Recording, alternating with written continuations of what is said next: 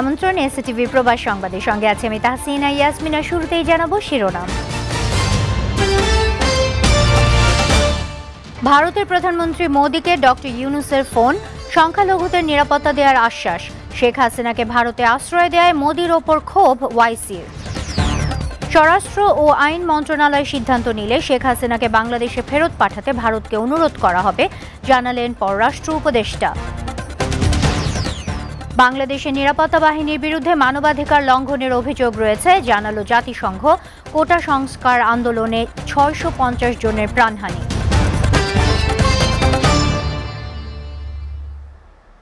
ভারতের প্রধানমন্ত্রী নরেন্দ্র মোদীকে বাংলাদেশে বসবাস করা সংখ্যালঘু হিন্দুদের সুরক্ষা এবং নিরাপত্তা নিশ্চিতের আশ্বাস দিয়েছেন অন্তর্বর্তীকালীন সরকারের প্রধান উপদেষ্টা ডক্টর মোহাম্মদ ইউনূস।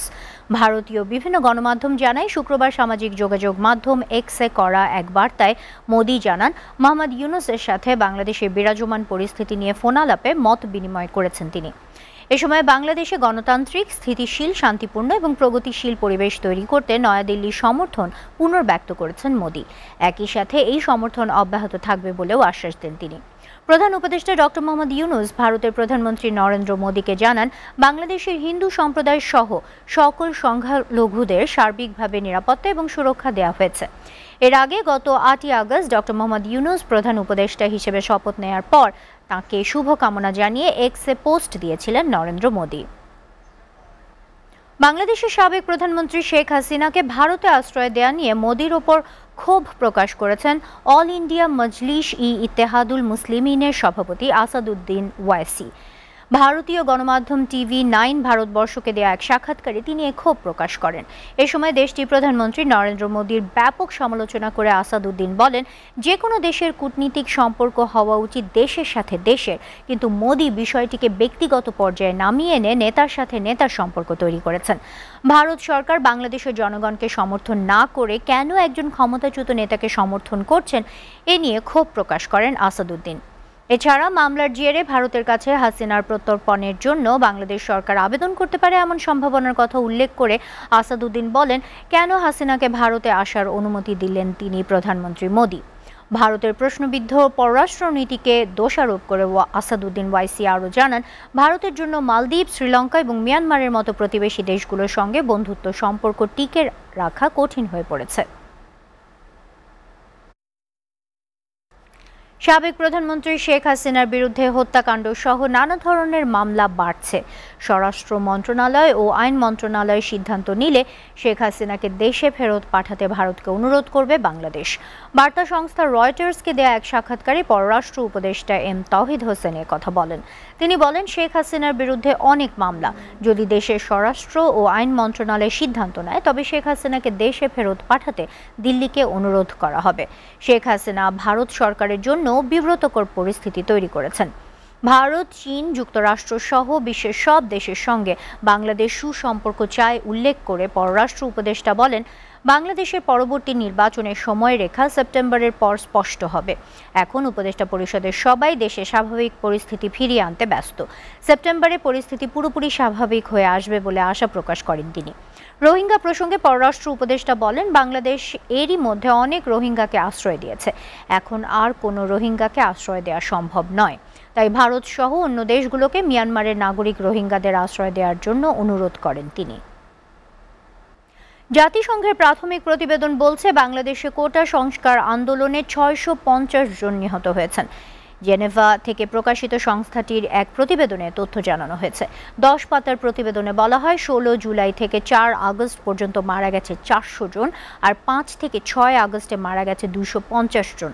বাংলাদেশের গণমাধ্যম ও আন্দোলনকারীদের মুভমেন্টকে সোর্স হিসেবে ব্যবহার করা হয়েছে জাতিসংঘের প্রতিবেদনে। এতে আরও বলা হয়, নিহতদের মধ্যে আছে বিক্ষোভকারী, পথচারী, সাংবাদিক ও নিরাপত্তা বাহিনীর বেশ কয়েকজন সদস্য। ১০ পাতার প্রতিবেদনে বাংলাদেশের নিরাপত্তা বাহিনীর বিরুদ্ধে গুরুতর এবং বিশ্বাসযোগ্য মানবাধিকার লঙ্ঘনের অভিযোগের কথা বলা হয়েছে। প্রতিবেদনে বলা হয়েছে, বিগত সরকার শক্তি প্রয়োগ করে আন্দোলনকারীদের দমন করার চেষ্টা করে গেছে। জাতিসংঘ বলছে, আওয়ামী লীগ সরকার শান্তিপূর্ণ আন্দোলনে নির্বিচারে বল প্রয়োগের রাবার বুলেট, সাউন্ড গ্রেনেড এবং প্রাণঘাতী গোলা বারুদ সহ আগ্নেয়াস্ত্র ব্যবহার করেছে। বিএনপি চেয়ারপারসন বেগম খালেদা জিয়ার ৭৯তম জন্মবার্ষিকী উপলক্ষে ও ছাত্র আন্দোলনে শহীদদের আত্মার মাগফেরাত কামনায় দোয়া মাহফিল ও তবারক বিতরণের আয়োজন করেছে বিএনপি যুক্তরাষ্ট্র ও সহযোগী সংগঠনের নেতাকর্মীরা।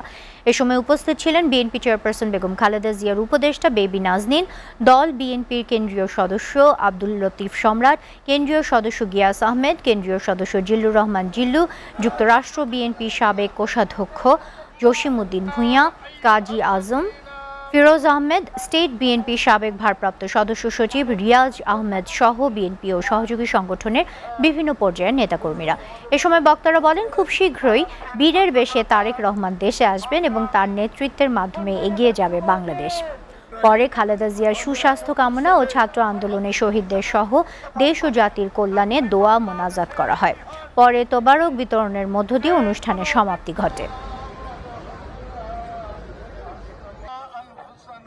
বেগম খালেদা জিয়ার জন্য দোয়া হয়েছে। আজকে যারা এই দ্বিতীয় মুক্তিযুদ্ধে যারা শহীদ হয়েছেন, যারা আহত হয়েছেন, সকলের জন্য দোয়া হয়েছে। প্রধানমন্ত্রী দেশ নেত্রী বেগম খালেদা জিয়ার আজকে যে ৭৯তম জন্মদিন, সেই জন্মদিনকে পালন করার জন্য আজকে নিউ ইয়র্কের বাংলাদেশিদের রাজধানী বলে খ্যাত জ্যাকসন হাইটের বাংলাদেশের সদস্যরা জনতা একত্রিত হয়েছে। উপলক্ষে এখন দোয়া মাহফিল হবে। কোন বক্তব্য আমি দিব না, শুধু কোরআন মজিদ থেকে একটি দুইটি আয়াত তেলাওয়াত করার। দীর্ঘদিন কারাবরণ করে কারা মুক্তি হয়েছে এই আজকের জন্মদিনে আমরা সেই উপলক্ষে আজকে দোয়া মাহফিলে আমরা সকলের দোয়া কামনা করছি। এদিকে বিএনপি চেয়ারপারসন দেশমাতা বেগম খালেদা জিয়ার ৭৯তম জন্মবার্ষিকী উপলক্ষে ও সকল নিহত ছাত্র জনতার স্মরণে সার্বজনীন দোয়া, মোনাজাত ও তবারক বিতরণের আয়োজন করেছে বাংলাদেশ জাতীয়তাবাদী পরিবার নিউ ইয়র্ক সিটি।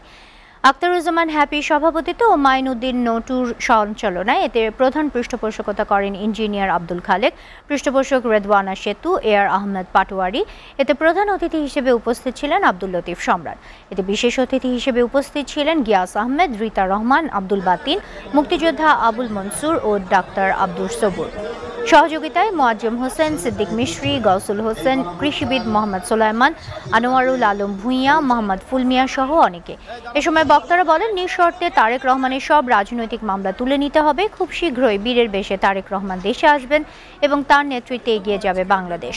পরে খালেদা জিয়ার সুস্বাস্থ্য কামনা ও ছাত্র আন্দোলনে শহীদ সহ দেশ ও জাতির কল্যাণে দোয়া মোনাজাত করা হয়। শেষে তবারক বিতরণের মধ্য দিয়ে অনুষ্ঠানের সমাপ্তি ঘটে।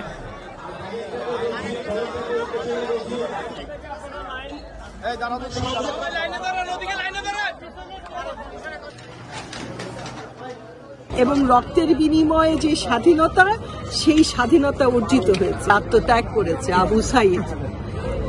একটা নিরীহ, একটা দেশপ্রেমিক, একটা ন্যায়ের পক্ষের মানুষকে কিভাবে তারা নির্লজ্জভাবে গুলি করে হত্যা করলো। আমাদের মাতা বেগম খালেদা জিয়া, ওনার জন্মদিনে অনেক শুভেচ্ছা। আল্লাহ ওনাকে নেক হায়াত দারাজ করুক। দীর্ঘ 16টি বছর আমাদেরকে মুখকে অবরুদ্ধ করতে রেখে চেয়েছিল। দীর্ঘ 16টি বছর আমাদের সকল কার্যক্রম বন্ধ করে রাখার হীন প্রচেষ্টা আগের স্বৈরাচারী সরকার শেখ হাসিনা করেছিল। আবু সাইদ সহ যে সকল তরুণরা প্রাণ দিয়ে বাংলাকে মুক্ত করেছে, বাংলাকে দ্বিতীয়বার স্বাধীন করেছে, তাদের সকলের দোয়া, তাদের সকলের জন্য দোয়া ও মাগফিরাত আমরা করছি। এসটিভির প্রবাস সংবাদ শেষ করার আগে শিরোনামগুলো জানাবো আরও একবার।